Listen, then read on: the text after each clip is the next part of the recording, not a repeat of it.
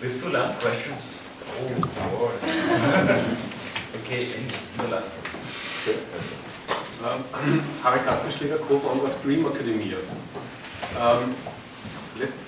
Let me point out a little dream. I just see the whole panel here in 10 years' time that the most important companies from Silicon Valley invites this panel that you should come over. And I ask you, like, we have been the center of innovation for almost 60, 70 years.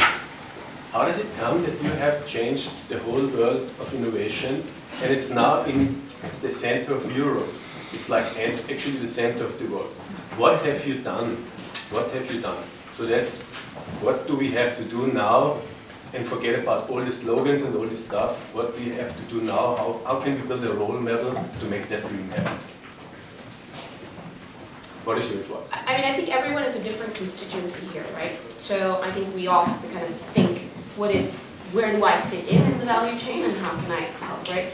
So taking corporates as an example before, corporates in Europe need to experiment with startups and using their products, right? I worked at Vodafone, frustrated for 3 years that I was in the venture capital group there and in the new business development group, but every time a new startup came, we would say, well, Vodafone's too big, we can't... Sorry to interrupt you with your answer, but just imagine that you sit in 10 years' time in Silicon Valley and answer the question of the Silicon Valley every company. Did their part what do they have done in Europe that they are like the center of innovation right now?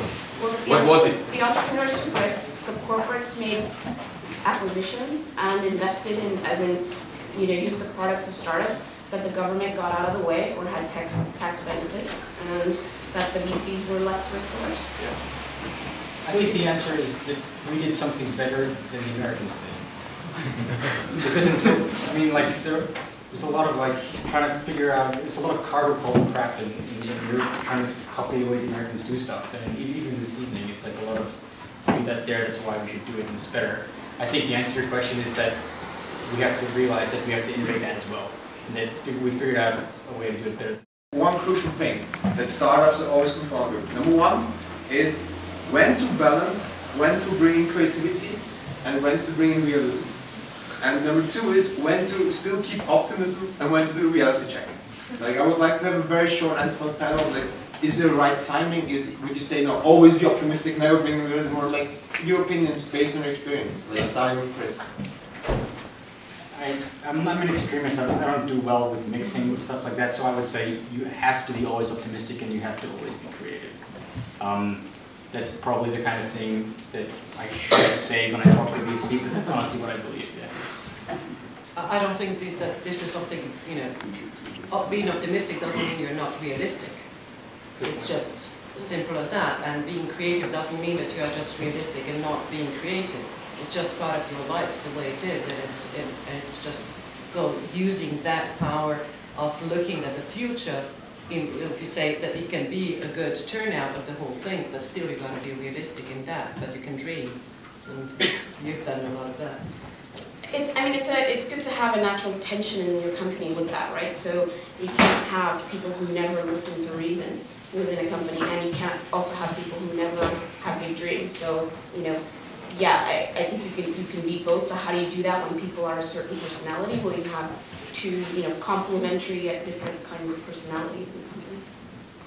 You agree? I agree. Okay. So next question, please. Okay.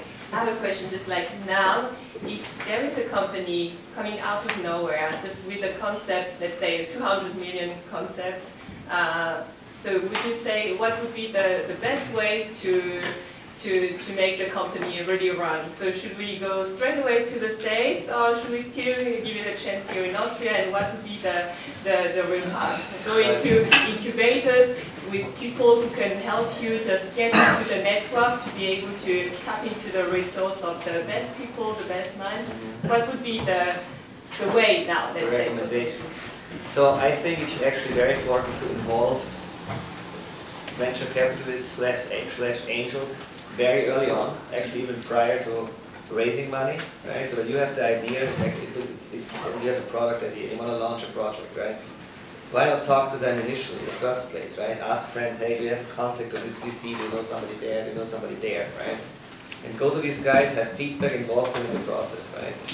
And then you know, as your company progresses, right, and you build a better relationship with these VCs, you know them already, or with these business angels, you know how they tick, you know what they like, and you also gather really, really valuable feedback. Talk to other entrepreneurs, bring in as many people as possible, build an advisory board, right, of people who are really experienced, and that would help a lot, right? And when it comes to like location, I mean, I think we all have like very different approaches to this. Because as I said before, I would just, you know, pick the best places or the best countries for what I need. And it's obviously a question what kind of business you have in mind. So there would be like a skiing hotel would limit the options. Right. Of course, a global model. But just one more question on that. It's about, of course, when you build a global company in this case, I mean, what are the risks? Of course, managing diversity is really different because here people are more used to get people, you know, with the same profile. You know, you don't get too much into troubles, and their diversity has also to do with tolerance of very diverse people bring creativity into the process. Right. So how to not make it crash, for instance. Yeah. Well, I mean, it's always a challenge, right? Having different cultures and everything. I can tell in Georgia, for instance, only 10% of the employees were Americans, right?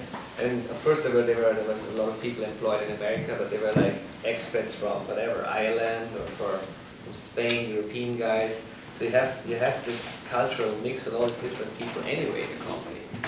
And if you manage to handle this, it's actually the same in Austria as well. You have a company, you have all the different nations, different cultures, right? It's not much of a difference. Doesn't matter if they sit here next to you or if they sit like, I don't know, on the other end of the planet. From the customer base, there were only also 10% American customers? No. I was talking about like Americans, like really, you know, their parents were Americans, right? So the customer base is different. Like, I don't know, 40–50% revenue was from America. Okay, it's getting later, it's getting hotter in here. We'll take one last question. Please. Yeah, I would like to repeat the only unanswered question from before. Please name the 3 most promising. I can help you with one of them. Spotify. You're both journalists and you want to get a story out of it. And actually, I think I should not comment on this. This is I don't know how to answer this question. Okay, this is the clear answer. All of them are great. Thanks a lot for your attention, for your discussions. A warm applause to this great panel.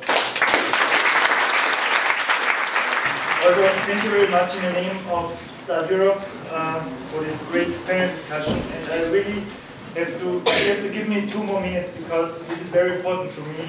Because I really have to say thank you to some people with whom we wouldn't be here. Absolutely not. Yeah. And we are also a startup, and we are like 1 year now, and it's very tough for us because also for us the money is missing.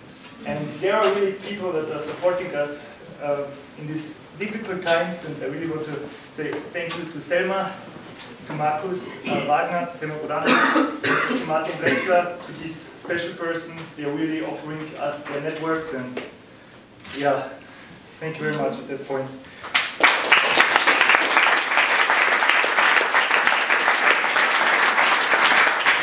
We are really depending on them, and of course we have some supporters, just a few, but they really believe in us and they trust us. And this is the IV Wien with its president, Magister Kapsch.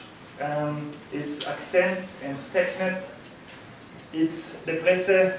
Thank you for the moderation today.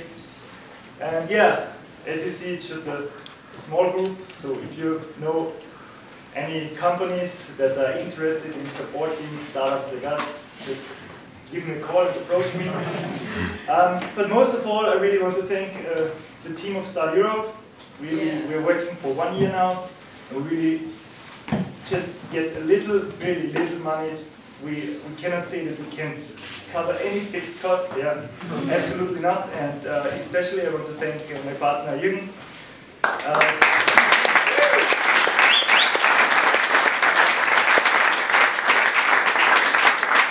He's always in the background and he's doing an amazing job, and it's really tough for him, and so really the applause today is for him, and thank you very much for being here. One suggestion, tomorrow you have another session in the morning. Why don't you take Start Europe as one of the examples and try to find a way how to finance your future at the end of the day. Because if they are successful, you will have more chance to be more successful. So work on them being more successful.